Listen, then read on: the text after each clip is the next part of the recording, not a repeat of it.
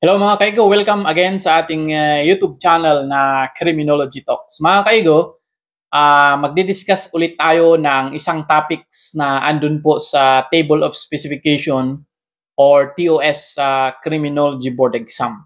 Okay? So tinatawag po ito na conclins type of rubbers. Kasi itong conclins type of rubbers, mga kaigo, andito po siya sa Table of Specification, TOS, under the subject Introduction to Criminology. So, andito po siya. Saan ba yun? Dito siya. Yan. So, conclins typology of rubber. So, kasali po siya. So, yan po ang i-discuss natin ngayon, mga kaigo. Okay? So, konting background lang dito sa category ng rubbers according to John Conclin. Si John Conclin kasi, mga kaigo, nag-conduct po siya ng interview doon po sa mga convicted robbers doon po sa Amerika, specifically sa Massachusetts.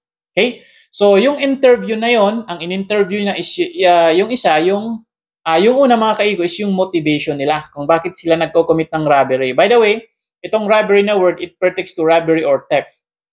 Okay? So, yung pangalawa is yung techniques na ginamit nila nung nag-commit sila ng robbery. At yung pangatlo mga kaigo is yung commitment nila doon sa crime. Yun ba ay trabaho nila talaga or yan ay sa opportunity lang or na-push ba sila ng mga factors? So yung tatlong yan po ang naging basis niya para mag-category ng apat na kind of robbers. Okay? So yan po ang brief instruction. So yun po ang naging basis niya, yung interview niya sa mga convicted robbers sa Amerika. Okay? So tandaan, andito po yan sa TOS at ito na, explain natin. Okay, ang unang category niya or type of robbers according to Conclins is yung tinatawag na professional robbers. Mga kaigo, from the word professional, ibig sabihin, trabaho na talaga nila ang mag-hold up or mag-commit ng robbery or mag-commit ng theft. Okay, so ito ang unang definition, make robbery as long-term livelihood. Ibig sabihin, ito na talaga ang trabaho nila. Ito na talaga ang ginagawa nila para magkapera. Ito na talaga yung primary source of income nila, ang mag-commit ng robbery. Okay? So again, involves large amount of money. Kasi ito yung mga kind of robbers na ang hino-hold up nila, mga kaigo, is yung mga bangko.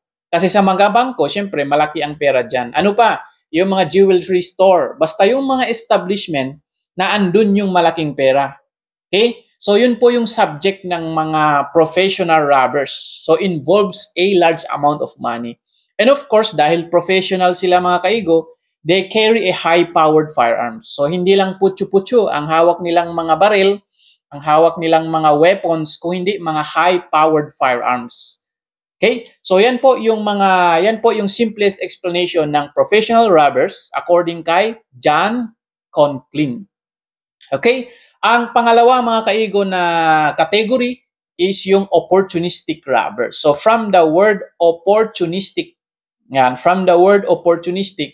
ito yung mga robbers na nagko-commit lang ng robbery pag may opportunity. Kaya nga opportunistic robbers. Hindi tulad ng mga professional na talagang sila ang naghahanap ng opportunity.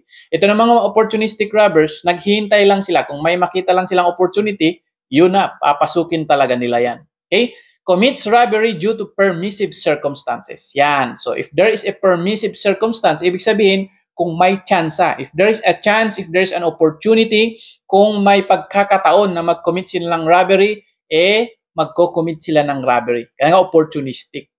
Okay? Ngayon, it involves small amount of money. Dahil nga hindi nila primary yan na ginagawa, kung may opportunity lang, ito yung nag-hold up ng mga sari-sari store, yung mga maliliit na establishment. Okay? Kung may opportunity talaga. And the most common. So according kay John Conclin, mga kaigo, itong opportunistic robbers, ito yung mga majority ng mga robbers.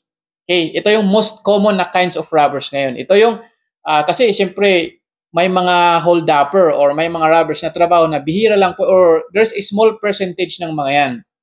Okay? So sabi ni John Conclin, majority ng robbers natin, robbers, is mga opportunistic robbers.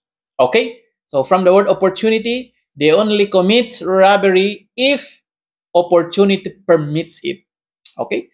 So ang pangatlong category ng robbers according to John Conklin is yung mga addict robbers. Okay, di ba? Addict robbers, yung mga addict sa droga. So ibig sabihin po, nagko-commit sila ng robbery, nagnanakaw sila to finance their drug habits para lang may pambili sila ng droga kasi nga addict ang mga yan. Okay? So it's something to do with their motivation. So ang motivation nila para makakuha sila ng pera, pambili ng drugs. Okay, commits robbery to finance their drug habit. Dahil nga lulong na sila sa droga, kailangan nila ng droga, syempre pag kailangan nila ng droga, kailangan din nila ng pera, pambili. So nagko-commit sila ng robbery. Okay? So low commitment to robbery but theft. So sabi ko kanina, itong robbers na dinefine ni John Cole, it's either robbery or theft. So more on pagnanakaw sila. Okay? So they commit more on theft rather than robbery. Okay? So ito na ang pang-apat, alcoholic robbers. So just like addict robbers, mga kaigo, ito yung nagko-commit din sila ng robbery para may pambili ng alcohol or yung alak. Kung yung mga drug addict sa droga. Ito namang mga alcoholic, mga addict sa addict sa alcohol, addict sa alak. So nagho-hold up sila, nagko-commit sila ng robbery, nagnanakaw sila para may pambili ng alak. Ganon din yun. It is related to excessive consumption of alcohol. So dahil nga sila ay addict sa alak, grabe na yung pag-inom nila, grabe na yung pagka-addict nila dahil na sa excessive consumption nila sa alak, naisipan nilang mag-commit ng robbery. So alcoholic. So they rob to get little money for drink. So yung mga addict robbers, they rob to finance their drug habit. Ito naman, they rob to finance their alcoholic habit. So yan ang pinagkaiba po ng alcoholic tsaka robber. So itong mga alcoholic robbers, ito din po yung by opportunity. Just like yung mga opportunistic, so by opportunity din. Kung may opportunity na mag-pop up sa kanilang harapan, go nila yan. Okay? So yan po mga kaigo ang Conklin's type of robber. So sana very clear, lalo na po yung mga nagre-review. So ulitin natin, ano yung mga types of robbers according kay John Conklin's. Number 1, professional robbers. Ito yung trabaho nila ang mag-hold up. Opportunity robbers, ito yung pag may opportunity lang, sakalang sila mag-hold up. Addict robbers, ito yung nagko-commit sila ng robbery para may pambili ng droga. At ang alcoholic robbers, ito rin yung mga nagko-commit ng robbery para pambili ng alak or dahil sa kanilang excessive consumption ng alcohol, nakakommit na sila ng robbery. Okay? So yan po mga kaigo ang simplest explanation nitong types of robbers. So kung gusto nyo pang matutunan more on about the typology of robbers according kay John Conklin, so available naman po yan sa internet. So ang ginawa lang natin, sinimplify lang natin ang explanation para maintindihan nyo ng maayos. Okay? So yan po mga kaigo.